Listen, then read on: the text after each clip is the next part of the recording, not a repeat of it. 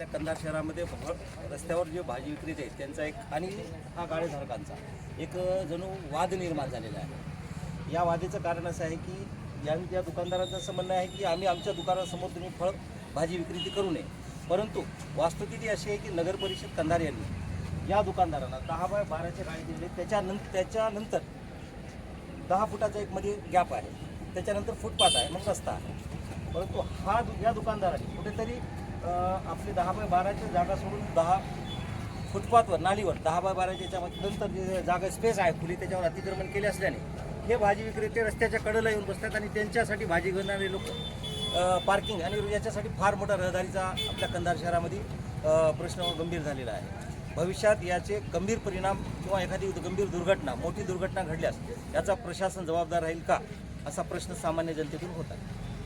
पालिकेने ठरवून दिलेले जे गाळे आहेत किती बाय कितीचे आहेत याच्यावर अगोदर नगरपालिकेनं वाच करावी आणि त्यानंतर त्या गाळ्याच्या समोरील जो भाग आहे तो अतिक्रमण त्या गाळ्याचं जे आहे ते अगोदर हटवा आणि नंतर ह्या व्हेजिटेबल विकणाऱ्या साऱ्या तरकारीवाल्याला हटवण्याचा प्रयत्न करा। जर 2 दुकानाच्या आतमध्ये जर एक दुकान जर शिफ्ट होत असेल फुटपाथचं, तर ते फुटपाथचं एक दुकान 2 दुकानाच्या सेंटरमध्ये इकडं 3 फूट इकडं 3 फूट अशा पद्धतीने आम्हाला द्यावे। दोन्ही दुकानचा रस्ता होतो। पण सर्वात महत्वाचं एक आहे की जे दुकानदार नसून स्वतः मालक नसून ते ज्यांनी किरायाने दिलेले आहेत, ज्याला नगरपालिकेनं दुकान दिलंय, गरजू लोकांना दुकान दिलेलं आहे आणि ते गरजू लोकांना दुकान न वापरता किरायानं देऊन जे उपभोग घेतात अशा लोकांची नगरपालिकेने किंवा शिवोने तहसीलदारने चौकशी करावी। त्यानंतर जे फुटपाथ विक्रेते आहेत, फुटपाथ विक्रेत्याकडून दररोजचे जे 10 रुपये इंटरेस्ट घेतल्या जाते ते नगरपालिकेचं उत्पन्न म्हणून आम्ही देत आहात आणि हे नगरपालिकेचं उत्पन्न सरासरी 200 रुपये 200 याचे भाजी विक्रेत्याचे जर 200 लोक असतील तर 2000 रुपये एके दिवशीला नगरपालिकेला आम्ही जमा करत असतो। एवढा प्रॉफिट आम्ही देत असताना प्रत्येक वेळेस या व्हेजिटेबलवर जे अतिक्रमणसाठी जी कर्मचारी असो दुकानदार असो, मला कुणाचं नाव घ्यायचं नाही, कर्मचारी हे त्यांना सांगलेल्या पद्धतीने काम करत असतील, पण ज्या पद्धतीने जे अतिक्रमण आहे ते अतिक्रमण अगोदर हटवण्याचा प्रयत्न करावा। त्यानंतर व्हेजिटेबलच्या पाठीमागं नालीच्या पाठीमागं दुकान असून पूर्ण नाली त्यानं हस्तगत केलेली आहे आणि हस्तगत केल्याच्या नंतर जी ट्रॅफिक आहे ती ट्रॅफिक जाम व्हायली। आम्हाला जर नालीवर बसू दिलं, रस्ता अगर सोडला तर ना तुमची ट्रॅफिक होत नाही आणि ना तुमची तकलीफ होत नाही। एवढं बोलून मी श्री हरिराम आढवळे पथ विक्रेता संघटनेचा सदस्य या नात्यानं या पत्रकार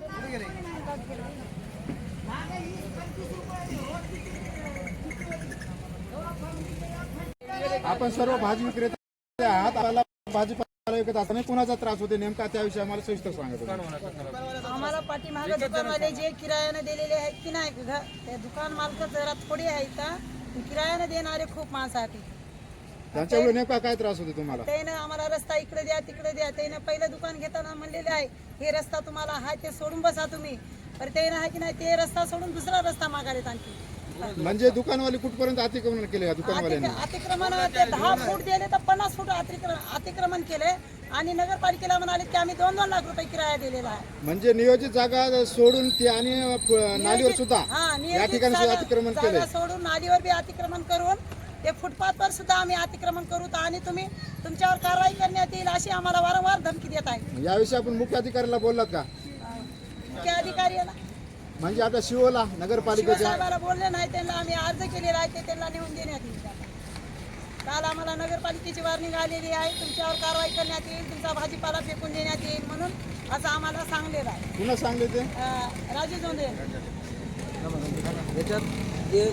रस्त्यावर भाजी विक्रेते आहात, तुमची काय समस्या आहे?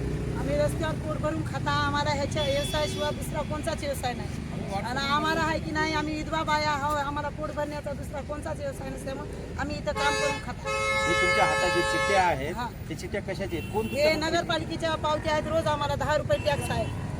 कोण घेते नगरपालिकेचं? हे नगरपालिकेचे कोणते साहेब घेते ती 2 मुलं येऊन घेऊन जाते त्यांना बघा तुम्ही टॅक्स भरता, त्या नगरपालिकेला जो टॅक्स घ्यायला येतो त्याला सांगितलं नाही का आम्हाला जागा उपलब्ध करून द्या म्हणून? जागा म्हणल्यानं तुम्ही बसा जागा उपलब्ध करून देणार तो कोणी नाही. हा हा इथं जे बसले समोर रोडवर त्याला उठवायचं आणि आपले दुकान फक्त समोर लावायचे. जे पाठीमागे तुम्हाला कोणाकडून अडचण आहे तुम्हाला? हे पाठीमागल्या दुकानवाल्याकडून त्याने काय करायला पाट्या पुढी लावायला येतात, बॅनर लावायला समोर बॅनर लावायला येतात. आमची जागा आहे, आम्हाला नगरपालिकेला आम्ही 2 लाख रुपये दिलेले आहात, तुम्हाला इथं जागा नाही म्हणून असं सांगा. नगरपालिका प्रशासनाने तुम्हाला भाजी विक्रेत्यासाठी अगर समजा स्वतंत्र जागा करून दिली असं तुमची तयारी आहे? हा सगळ्याला घर बसवले तर शेतकरी आहे सगळं.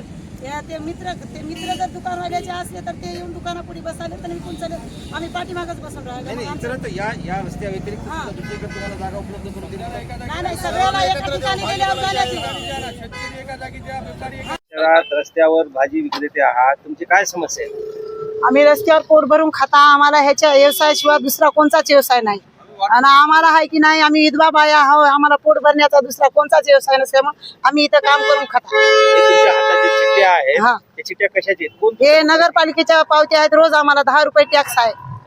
कोण घेते नगरपालिकेचं? हे नगरपालिकेचे कोणते साहेब घेतात की 2 मुलं येऊन घेऊन जाते त्यांना बघा तुम्ही खूप वेळेस टॅक्स भरता, त्या हा. नगरपालिकेला जो टॅक्स घ्यायला येतो त्याला सांगितलं नाही का आम्हाला जागा उपलब्ध करून द्या म्हणून? जागा म्हणल्यानं तुम्ही बसा फुटपाथ. हा करून देणार तो कोणी नाही. हा हा इथं जे बसले समोर रोडवर त्याला उठवायचं आणि आपले दुकान फक्त समोर लावायचे.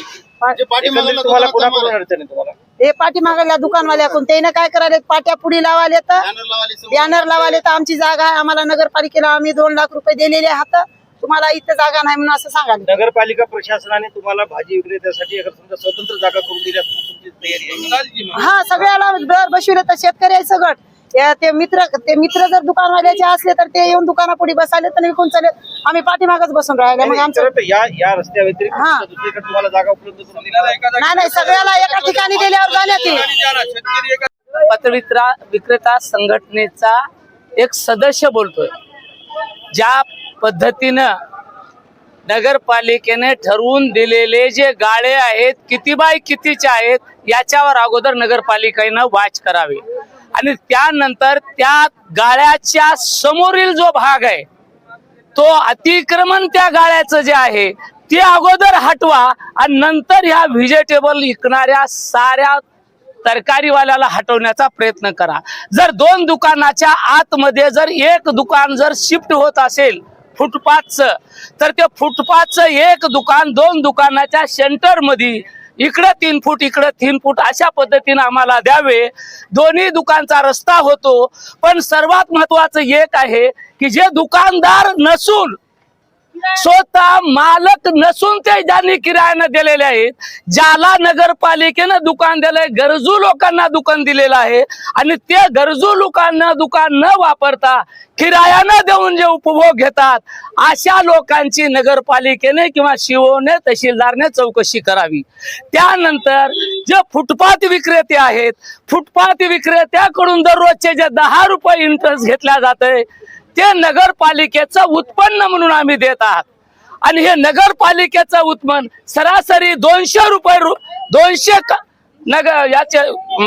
200 लोक असतील तर 2000 रुपये एके दिवशीला नगरपालिकेला आम्ही जमा करत असतो.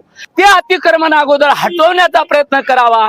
त्यानंतर व्हेजिटेबलच्या पाठीमाग नालीच्या पाठीमाग दुकान असून पूर्ण नाली त्यानं हस्तगत केलेली आहे आणि हस्तगत केल्याच्या नंतर जी ट्रॅफिक आहे ती ट्रॅफिक जाम व्हायली.